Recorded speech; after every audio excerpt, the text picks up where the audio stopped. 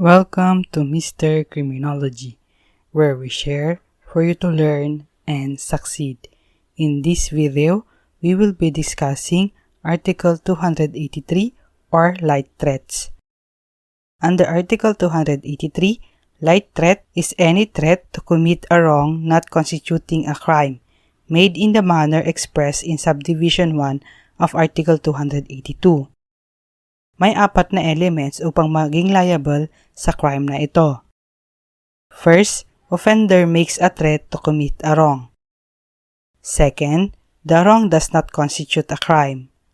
Third, there is a demand for money or that other condition is imposed, even though lawful.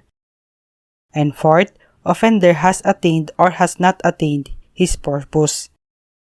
This is similar to the first punishable act under Article 282, or the crime of grave threat.